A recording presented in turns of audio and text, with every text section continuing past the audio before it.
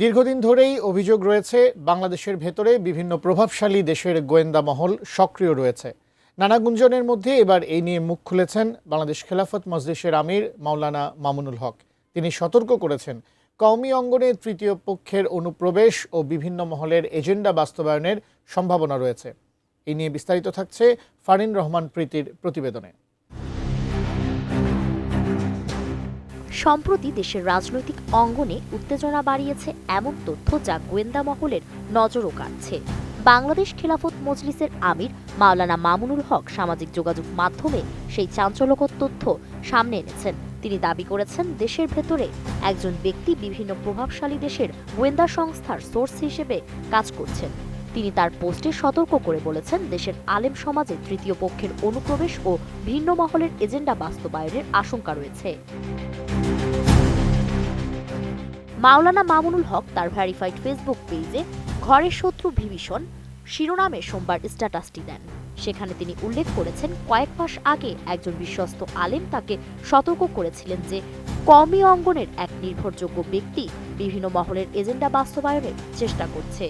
এই সূত্রের তথ্য অনুযায়ী ওই ব্যক্তি বিভিন্ন দেশের গোয়েন্দা সংস্থার সঙ্গে সংযুক্ত এবং দেশের গুরুত্বপূর্ণ সংরক্ষিত স্থানে তার যাতায়াত রয়েছে, যেখানে সাধারণ নাগরিক বা রাষ্ট্রের গুরুত্বপূর্ণ ব্যক্তিবর্গ ছাড়া অন্য কারো প্রবেশ স্বাভাবিক নয়।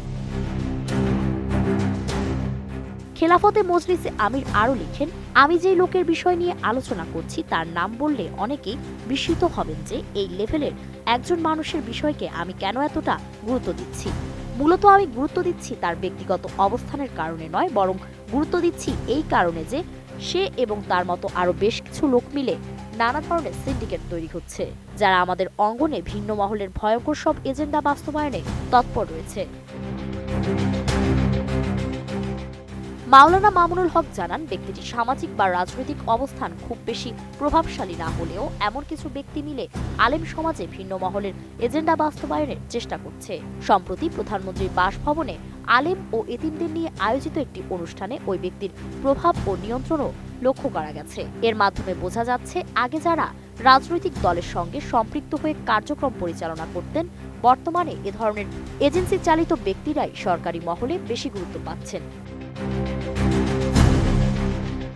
স্ট্যাটাসের শেষে মামুনুল হক বলেন, এভাবে প্রভাব বিস্তার করলে আলেম ওলামদের অঙ্গনে বেচাকেনা ও ষড়যন্ত্রমূলক এজেন্ডা বাস্তবায়নের চেষ্টা বাড়তে পারে। আলেমদের মধ্যে রাজনৈতিক মতপার্থক্য থাকলেও তা পারস্পরিক আলোচনা ও বোঝাপড়ার মাধ্যমে সমাধান সম্ভব।